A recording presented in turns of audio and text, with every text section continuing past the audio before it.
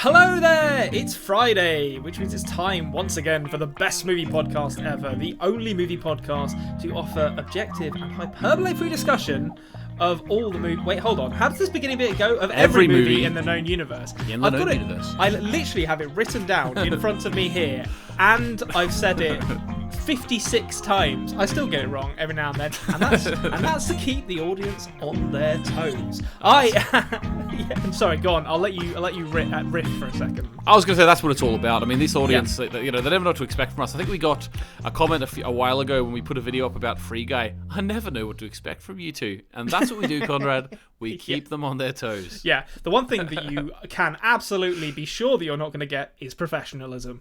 I am your host, the podcaster with no name, Konrad, and with me as always, his house, his coffee, his rules. It's Anthony James. Hello. Welcome one and all. Anthony, how the devil are you? Doing all right. I thought I'd start with the hello this week because I ended last week with goodbye. Or no, just bye. Yeah, throw us for a loop. Just do a very simple hello. I'm doing all right, Konrad. I'm at the point now where every teacher starts to complain about needing time off after only being back for a couple of weeks. But I'm at that already. I'm ready for a week off. Yeah, looking forward to it in February. Yeah, I always think back to Pam in the American Office talking about taking all of her holiday.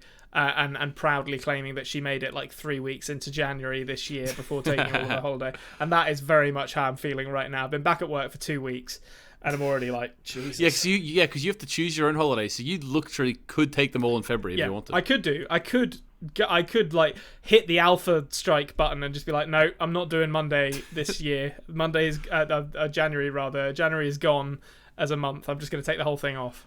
That's crazy. Actually, that's a question, right? Do you have enough holidays that you could just take 4-day weeks the whole year? I don't know how private sector holidays work. Not the whole year. I could do 4-day weeks for half the year if I so chose. But not worth it. Not worth it. No, and that would also mean working over Christmas, which no one wants that, frankly. Speaking of Christmas, we're here to talk about a movie that I saw. I consider this a Christmas movie. I don't really know why. It has a Christmassy feel to it. Maybe because it's kind of autumnal, New England setting. Murder plots. Murder plots, absolutely. What Christmas is complete without a good old-fashioned family murder? It is, of course, Knives Out that we're here to talk about. This is very telling that this reminds you of Christmas, Konrad. This whole film is about a family falling apart and a family arguing with each other, and this reminds you of Christmas. I probably revealed something awful about myself and my family by establishing that association. But yeah, I say, without further ado, let's talk about some gosh darn movies. Let's do it. Movies, particularly ones on Netflix. We're here to talk about them. That's right. It's Knives Out actually wasn't, or it is on Netflix now. It didn't launch on Netflix. It's not on Netflix, is it? I think it's definitely on a streaming service. I think it might. You've got a VPN, I think, don't you? Yeah, I do have a VPN. That kind of messes everything up, actually. Yeah, I couldn't find it on Netflix. I actually had to rent this for $350 on Amazon Prime. Oh, okay. And the reason I had to do that was because I've already packed my Blu-ray of it upstairs, and I was not opening up that box. Oh, okay. That's not a very accessible Blu-ray. I mean, you've got a good reason for it. Those are always the last things to get packed in whenever I move. It's always no, I'm gonna need these. I might need to watch Rashomon this weekend. I can't just pack it away. So Knives Out, it's a very good movie. We're going to get into it for a second, but just as a brief kind of preamble to explain the choice to watch this, it was announced this week just gone that the sequel to Knives Out, which seems to be titled Knives Out 2, which we'll get into in a second, is going to be released on Netflix in autumn of 2022. Ooh. So that's the window they've given for themselves. Those of you who missed it, I think it's about halfway through 2021, it was announced that Netflix had acquired the rights to distribute the sequel to Netflix, sequel to Knives Out, sequel to Knives Out for $450 million dues. I think they bought the second and third for that. Yeah, there's two. I think that they see. I think Rian Johnson was probably trying to pitch it as like a really long running, like Benoit Blanc is going to be it, like a household name, you know. Yeah, so that's the only name that we actually know is going to be... Well, those two names are the ones that we know are going to be attached to this. So Rian Johnson, obviously returning as director and writer, and Daniel Craig reprising his role as Benoit Blanc. Now, you've said something interesting there. I've hinted at something. We have talked before on this very podcast about how we hoped that they would move away from the Knives Out name. Knives Out makes sense for the first movie because it's one of Christopher Plummer's character's books. It wouldn't really make sense for the sequel to be called Knives Out 2 if it isn't directly related to that family, which my assumption is it's not going to be, because it's going to be more of a, you know, Agatha Christie, Hercule Poirot, crime of the week thing. Yes, that's what I think. All of the images associated with this news release have an image of the title, and it's just called Knives Out 2. Yeah, that annoys me. Yeah, go on. Give me your take on that. It does annoy me. I just because the Knives Out doesn't make any sense on its own to me, to be honest with you, and the fact that it's so linked to the story of the first one. Yeah, I just, it doesn't sit right with me at all. It's no. I don't know. I can't get my head around it, and I hope that they change it before it gets released.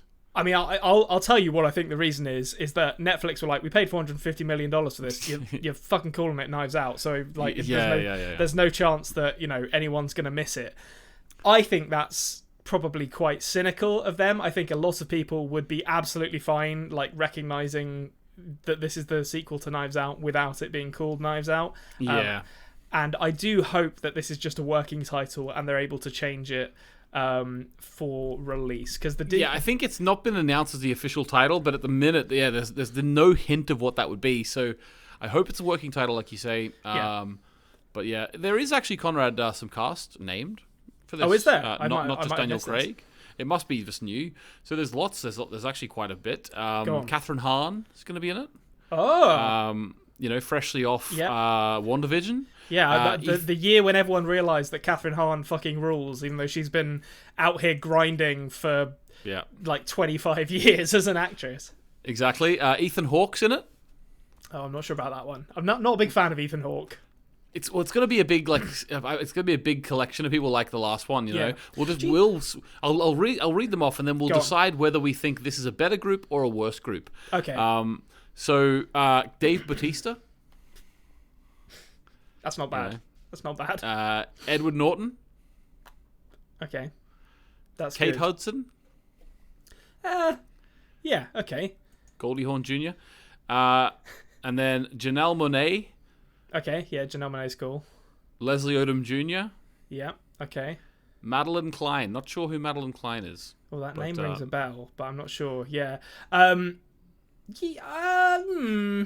would say that's slightly weaker. On Jessica paper. Henwick too, but I don't know who she is. No, I'm not. That name doesn't ring any bells. It does seem slightly weaker. Maybe there's a couple of big names to be released. I mean, you've got Edward Norton in there. Edward Norton might be the biggest name there, I'd imagine. But yeah, Ethan Hawke's a couple of big hitters. I know. My problem with Ethan Hawke is that he is one of the few people in Hollywood who looks like their surname. Like, he's a very bird-like, avian-looking man, and I find that very distracting whenever I see him in anything. You know, when I'm watching Training Day, I'm like, who put a fucking falcon in that car with Denzel Washington? He's gonna. Well, what about Edward Norton? I mean, he has sort of the air of someone who would work at an internet security company. Yeah, that's true. I mean, Edward Norton can be amazing. I feel like I haven't seen him in anything that great since Grand Budapest Hotel. I think was the last thing I saw him in that I was like, Edward Norton's really fun in this. I'm trying to think. He was in the first Incredible Hulk. Yes, he was. The second, I should say, actually. Yeah. The second, because they ignore the Eric Bana one. Yeah. That was Eric Bana. Jesus, come on. Eric Bana was great in that. I love that first one. Very slow, the Ang Lee one. Stuart Lee riffing on it, saying, "Don't make me Ang Lee. You won't like me when I'm Ang Lee." That was did not enjoy that joke. He did not enjoy that joke. He did not find it funny, but I found it funny. The Eric Bana one was made during that period of superhero movies. I think that might have been That might have been Fox who put that out, as well as the X-Men stuff. But it felt like it came out during that period of comic book movies where they were like, this person is our leading man, so they have to look like a leading man, even if the character isn't supposed to look like that. Which is how we got Hugh Jackman as Wolverine, despite Wolverine being like a 5-foot tall, hairy Canadian man, and the Incredible Hulk, played by Eric Bana. The whole point is that like Bruce Banner is supposed to be a little weedy, girly man, and then he turns into the Incredible Hulk. Not Eric Bana, who was just off of playing fucking Hector in Troy. Yes, that's true. Although Eric Bana is it's not the best transformation he's ever done. I mean, into a big green Hulk is quite a good transformation. But if you want to see a great Eric Bana transformation, go and watch Chopper. Oh, hello. Chopper is where it's at. No one's going to understand that. That is one of those movies that, like, I don't remember very much about it, but I remember Eric Bana talking to kids, this like menacing gangster. The way he says hello to them, it has stayed with me for 20 years since I last saw him. Hello. It was, oh my god, chilling. Real guy he's playing, a real sociopath. Oh, yeah. Such a good show. It's such a good film. Yeah, Chopper is pretty good. Okay, right, that's enough about that. We've done our preamble. Let's talk about Knives Out.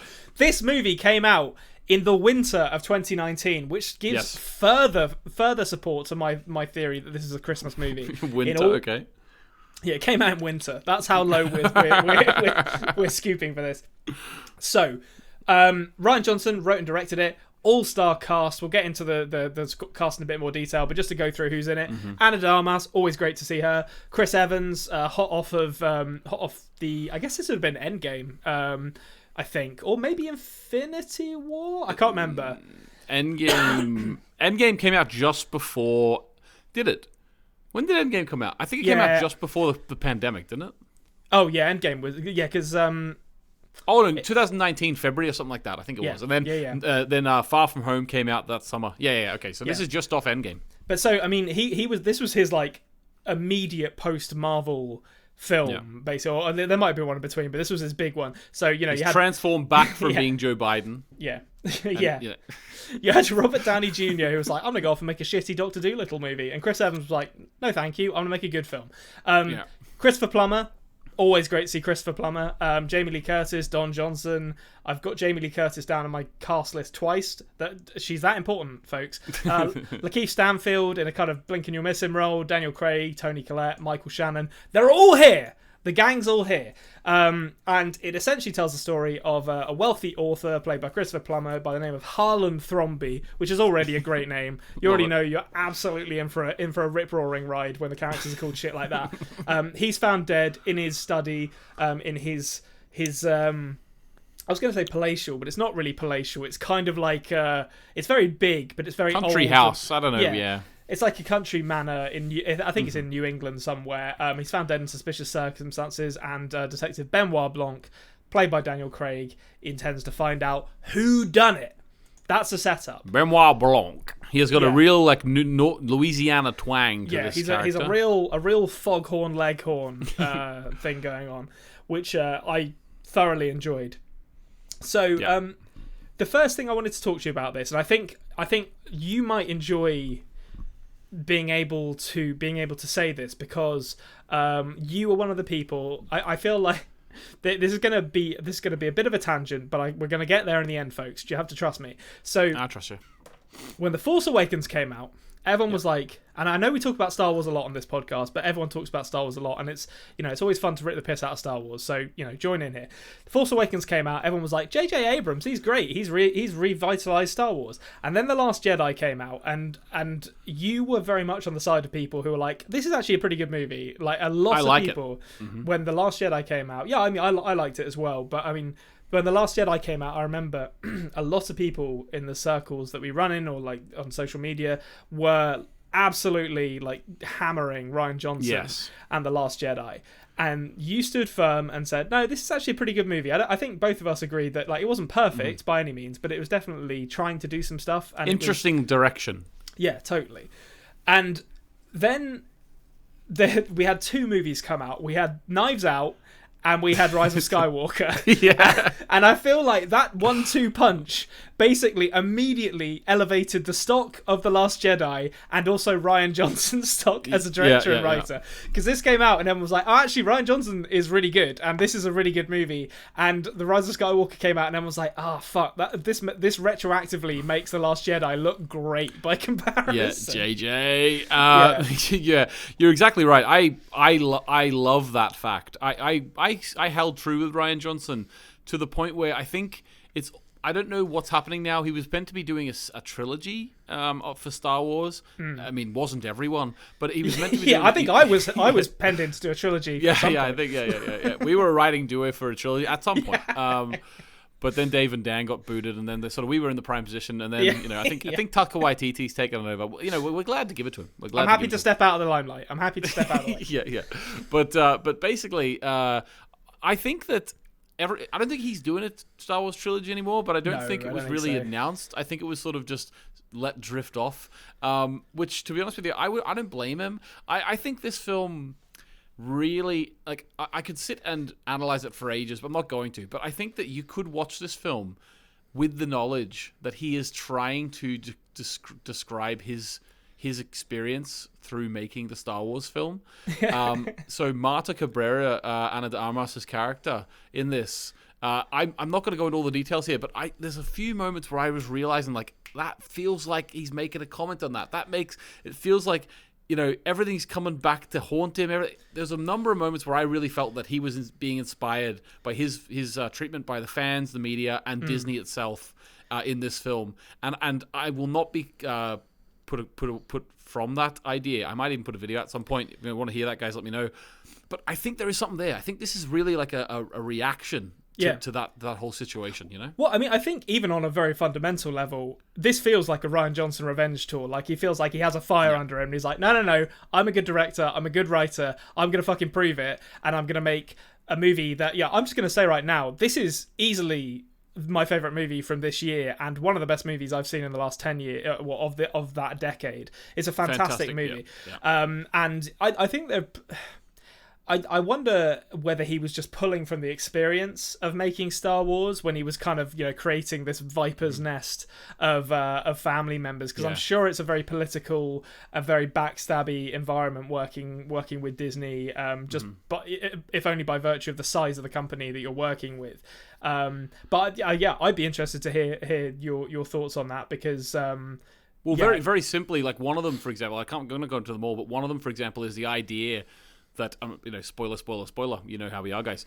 Ana de Armas' character, Marta Cabrera, being set up by Ransom, in that way. I really felt like there's certain moments in the story when that setup was happening, and when, she felt like that was the story that she had to tell, and there was a lot of guidance in her story, and that character, I feel he was speaking through in terms of being made to do things he didn't want to do, or being punished when he would tell the truth. And then there's a whole lot I can go to, but that's one idea of where I'm going with it. You know what I mean? Okay, well, you heard it here first, folks. That's that Knives Out is in some ways a direct response to his experience working on Star Wars, which I can believe. I can believe it, because I bet that was shit, especially the fallout. Imagine the disappointment you must feel when you make a movie. And I don't think it's an exaggeration to say, of the 3 new Star Wars movies, it's the one with the most kind of like creative vision to it. It's trying to do its own thing. It's not always perfect, but it has an idea. And you come out of it and you're like, I put some integrity and thought into that. It wasn't perfect, but I think I've made a good movie. And then it comes out and everyone's like, you've ruined Star Wars, Ryan. It's just like, what mindset is that going to put you in? And then going on and to retcon in the 9th film with things that don't make any sense whatsoever. They didn't even... Oh, God. Anyway, we all know the thoughts about Star Wars. I probably will formulate my thoughts on that, and then in the future at some point I'll let you know. But I can't remember everything right now, but when I was watching it, there was at least 10 points where I was like, oh my God, that's exactly like this. Oh my God. It just really felt like a revenge piece for me, Yeah, well, there you go. Okay, so you've mentioned Ana de Armas, kind of maybe being an analog for his experiences, and also briefly hinted at the kind of plot and where it goes in this. And I think one of the things that caught so many people by surprise with Knives Out, certainly caught me by surprise, is that I think this movie could have worked as just a whodunit. I think the cast of characters are strong enough that it could have been that. But I think by essentially subverting that, it makes it so much more interesting. And this is the kind of thing that I'm not going to say cautious about, but I'm interested about with the sequels. You're right. I don't know if they can pull that trick twice. So it would be interesting to see what they do, because you're right that they basically were very unconventional. They told you what happened. Yeah, you know who did it. Half an hour. like you're well 40 aware. minutes in. Yeah. So I mean, essentially, we know from probably about the 40-minute mark who did it, and we are rooting for the person who did it to get away with it because they're a good person, and it was essentially a combination of events and accidents that led to it happening. And I don't think they can do it. And it does get subverted further at the end, but you're right. Like, there's a couple of different ways in which they go with it, which is completely unlike a traditional whodunit. Yeah. So do they just now turn it into an? I'm sure they don't, but it's going to be interesting to see what they do. Yeah. Having to up the ante. Well, exactly. And having to up the ante on that and be like, okay, how do we subvert this now? Because I mean, for the middle. Probably the whole middle third of this movie, it's kind of a whodunit at the beginning where you're seeing all the different kind of characters say what their version of events is, and Benoit Blanc is kind of figuring stuff out with Ana de Armas' nurse character as his kind of assistant, and then it just turns into a thriller for the middle third, where it's like, okay, we're now going to follow this character along with this other character who's helping them, and then it turns back into a whodunit at the end because things are resolved in a way that allows us to sort of know or allows us to gain information that we didn't have before. It's so brilliantly written. It's just, I don't know how they do it again. I hope they do. I really hope they do. So we've got to talk about, if we're going to talk about Knives Out, we have to talk about this cast, because you've mentioned them on for the sequel, and that's devoid of context. If you just came to me and said all of these people are in a movie together, I would say, wow, that's a pretty damn good cast. But the fact that I can look at that and be like, I'm not sure about that cast, is testimony to how good the cast in Knives Out 1, I guess as it will be known, is. It's just stacked. There's I'm trying to think. I'm pretty sure Toni Collette's won an Oscar. Christopher Plummer's won an Oscar. Michael Shannon definitely should have won an Oscar at some point. There's so many talented actors in this, and they're all kind of one-dimensional, but they're so entertaining in the dimension they get to be in. I think that it's it's one thing that you notice as soon as you start watching it, that they're all given ample time too. All the big names that are in it are given something to do, and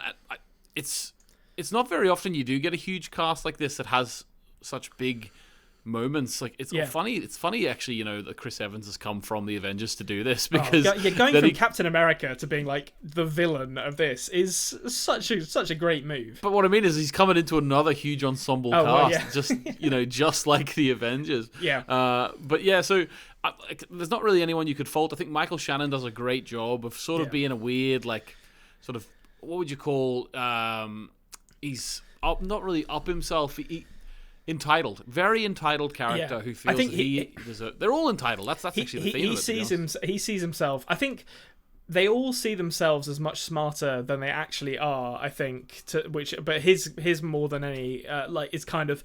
I think he perceives himself as this intellectual who is kind of above it all, and just happens to have a son who's a Nazi. And that's interesting. There is some people think that was a little answer to some crazy neckbeards that were annoyed him on the internet as well. But also there's a thing as well, if you notice the fact, now again spoiler guys, the fact that Ana de Armas gets given the inheritance.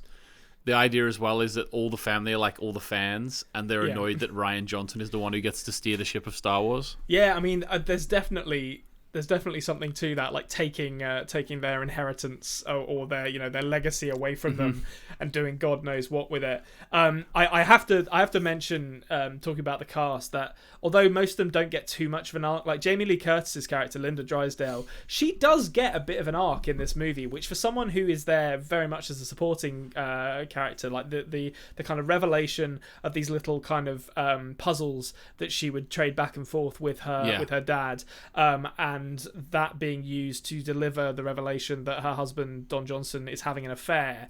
It's a really, really great moment at the end of the movie that doesn't need to be there. It absolutely doesn't need to be there. They could have got away without it. But I feel like the script, although she's still a bastard, everyone in this family is a bastard, she is probably, I feel like the script is kind of presenting her as like, she's the one who probably is the most competent out of his children and probably should be the one running things after he's gone. And it gives her that little moment, and I love little touches like that in a screenplay, because they show that it's not just utilitarian. They're trying, that they're thinking about these characters like real people. Yeah, the depth that they give to characters is really, really good and really interesting. I think that in moments like that, like where like sort of doing little character things which they don't have to do, like the moment where they had like the debate about immigrants, with the adults, and like it's adding so much into the characters. It's like, okay, obviously, okay, so she's like the liberal one, they're the conservative one, and it's sort of giving you more to their characters just because we know, like, we all know the family members who are going to be on which side of that debate, so therefore it puts us in those positions. And do you know what about that scene which really got me, right?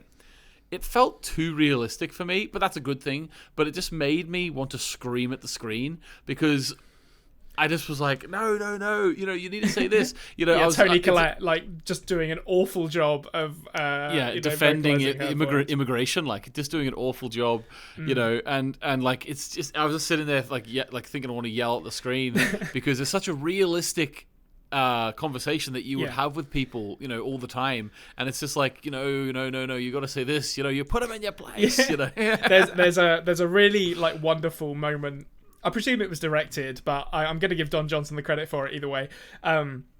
A really wonderful character moment in that scene where they're having the debate about immigration, and he summons Ana de Armas over, who's just minding her own business. She's not drinking. God. She's working, and he summons her over, and I'm pretty sure he gets the country that she's from wrong. I can't actually remember. They all say different. They all say a different country. I think I can't. Yeah, so maybe it's never said, but I think he gets the country that she's from wrong, and then he's talking about the good immigrant and doing it the right way and all that shit. And then he very subtly, as he's talking, hands her the plate that he's finished eating off. Oh god! And it's just like, that is, it's just like a wonderful moment for that character where like he doesn't even think about how big of a piece of shit he is.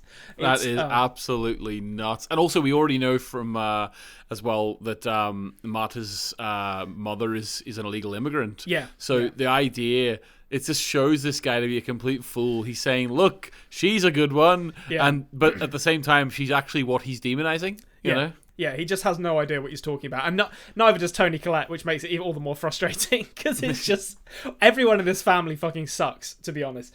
Okay, so, I mean, I've got a couple of other things I wanted to chat about as well, but we can't talk about the characters without spending a moment talking about Benoit Blanc. We've already talked about him briefly, but the Kentucky Fried Dipshit, as I believe Chris Evans refers to him as. He calls him as well, CSI KFC? Yeah, that's right. Maybe I'm getting mixed up with another film, and that's the only thing he says. But either way, definitely, Foghorn Leghorn was mentioned too at some point. Yeah, Daniel Craig is. I know he's been Bond for. Oh, well, he's not Bond anymore, but like he's been for Bond 15 for years. Yes, it's something like 15 years, isn't it? Like when Casino Royale came out, it's 2008. It came out. Was it 6? Okay. Yeah. And it's easy to forget in that time that he's not just that. I know he's made other films in the meantime, but when I think of Daniel Craig, I think of James Bond, and I think of a very kind of like humorless, dour kind of performance where it's all like, I'm an alcoholic and all my wounds hurt, and his Bond was fairly joyless. And then to see him just slip this movie in to all of that, where he like turns up and he's like Inspector Clouseau. Like he's not actually a very good detective. Like everything that gets revealed in this movie isn't really as a result of him figuring anything out. I guess towards the end he does figure some stuff out, but it's so funny watching him just like stumble around, particularly in that like opening 40 minutes where Ana de Armas is following him around and actively sabotaging his investigation because she thinks it's going to incriminate her. It's just those two together are so funny. Yeah, and when he goes like at the end when she says, you know, did you know that I was involved? What, he goes, since the beginning, and I was like, no, you did. Yeah. Oh no, he does actually. No, he does point at the red. She has got blood on her shoe, so maybe he did. But I mean, either way, the way he like articulates it is just is ridiculous, and the whole. He's not put across as a genius though. You're right. He's put across as just like a normal guy who's just trying to solve this case. Yeah. It's good. I liked his character. The hole at the center of the donut, and there's like, but when you look closer, there is a smaller hole at the center of that. It's nonsense. Smaller donut. It's just a wonderful performance. Okay, so last couple of things that I wanted to mention because I think they're really good. First off, I'm always a big fan of a movie with a very distinct and kind of emphatic score, and the guy who did the score for Knives Out is called Nathan Johnson, and I feel like the score for this movie just immediately... Is it his brother? Oh, it might be, actually. I didn't even think about that. It could be. There could be a relation there. All right, you say what you're going to say, I'll look it up. But I think that the score for this movie like just grabs you immediately. Like the movie starts, and there are these like kind of acute stabbing strings over this establishing shot of the New England or wherever it is countryside approaching the house, and it's like the kind of Bernard Herrmann Psycho score. It's very, very reminiscent of that, and I loved it because it immediately tells you what kind of movie that you're going to be watching. Yeah, no, I really enjoyed it. I think, well, I'm going to say I can't remember any music from it now, but I remember thinking at the time that it was great. Like, it's not music. It's not a score that I'm going to listen to separate. No, I think it's a score that marries very well with the film. Yeah. And Nathan Johnson is his cousin, Rian Johnson's cousin. Well, there you go. I mean, one of the rare examples where nepotism apparently is actually merited. Not to say he only got the job through nepotism, but it's they did a very good job with the score. So well done, Nathan Johnson. And the other aspect of this that I wanted to just mention is the kind of the style of it, particularly the costumes, where you can kind of see it on the poster. Everyone's wearing like very distinct colours. I think Jamie Lee Curtis. Yes. Yeah, it's very like Cluedo. Like Jamie Lee Curtis is wearing like a bright pink suit. Like Don Johnson wears purple. That's a really good observation, actually. I think it does totally feel like a game of Cluedo, and it kind of makes the whole thing feel a bit silly in a good way. Campness is great in a whodunit. I think they do lean into that, especially with the names, as you said. They do lean it, like Ransom. Why is this? Ransom is a great name. They're just all. Is that a real name? Like, do people have the name Ransom? Like, what's going on? Not in the kind of circles that we move in, but in this high society, I'm sure there's loads of Ransoms. You've just reminded me of the Christopher Plummer's mother, who with that "you're back, Ransom," and it's like never established how old she is. In fact, it's literally said by I think Toni Collette's character that no one knows how old she is. But like, this is nonsense. Christopher Plummer was like 90 when he made this movie. So how old was his mum? Like at the youngest, she must have been in her hundreds, which is just amazing, to be honest. Yeah, well, they do exist. She's still up on her feet too, so good on her. But still up and about, she pops up in the next one.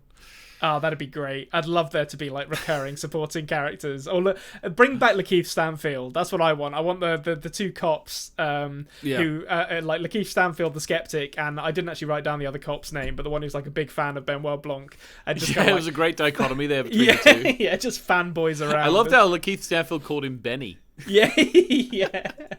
Which you can tell he probably didn't like, to be honest. But he didn't say anything. But yeah, I mean, that is Knives Out. I think that's just about everything I wanted to cover on this. Yeah, that's everything on my list. Was there anything else you wanted to say about it? Well, I think this is a brilliant film. I'm excited for the future because when I saw this film, it's similar to when I saw Prisoners years ago. I really like Jake Gyllenhaal's performance in Prisoners, and I thought the character of Inspector Loki, or Detective Loki, could have been this sort of thing. Now, that wasn't a whodunit, so maybe it doesn't lend itself as well, but I like sometimes when you see a character, you think, oh, I'd like to see them actually on more cases, solving more. So I did get this one, and I'm really excited for Benoit Blanc. I think that Rian Johnson has really redeemed himself. Looper's a great film. It's pretty stupid, but it's fun. He's got some other ones which I haven't seen, like Brick and stuff. Apparently, very, very highly regarded. So I think when we look back on Rian Johnson in the next sort of 20 years, The Last Jedi will be a weird blip in his career because he is a very good filmmaker. Yeah, I think it'll be like Stanley Kubrick directing like Spartacus or something, where there's just like, oh, it's weird that director came in and did this sort of big budget Hollywood picture and then went off and made 2001: A Space Odyssey and all their other arty auteur cinema. I definitely think that's going to be the case for Rian Johnson, and I do hope, I love these movies and I hope that he makes more of them and they are successful and good. I do hope he doesn't get pigeonholed into just doing this though, because I think Rian Johnson has a lot to offer as a director and writer.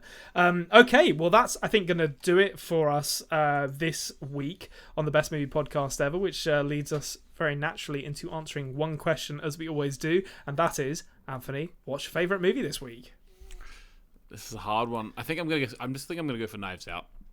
Oh, it's going to be unanimous then, because I've got it down here, folks. I can't show you my screen, but this is a shoot. I had Knives Out as well. Normally, sometimes we play it for laughs. Sometimes we're straight shooters, and this one's straight down the middle. It's a good movie. You should see it. You should. It's not on Netflix. I just checked. It's on Sky. So if you have Sky and you live in the UK, there you go. Pop that on. It'll be on Now TV Movies as well, wouldn't it be? Yes. I think that's Sky Movies are on that as well. I think most of the time. We should get paid for this. We should send letters out to them and be like, "Oh, Rupert, do you want to?" Yeah, Rupert, billionaire tyrant. You bear you. Is that what someone calls him? No, that was a Rupert the Bear joke. Oh, I see. I was turning Rupert Murdoch into Rupert the Bear. I can honestly say that is the first time I've thought about Rupert the Bear in 20 years. I was like, Rupert the Bear, and then I remember that little check scarf and that little red jumper. And the last time you watched a double bill, Rupert the Bear and Chopper, 20 years ago. Yeah, that was an odd weekend, let me tell you.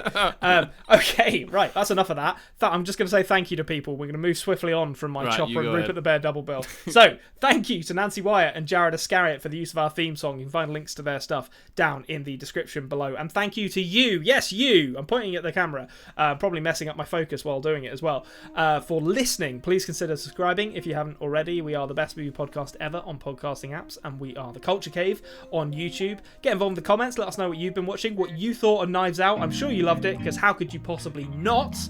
And we will see you same time, same place next week. Little known fact, Rian Johnson actually directed Ozymandias, the great episode of Breaking Bad. Bye!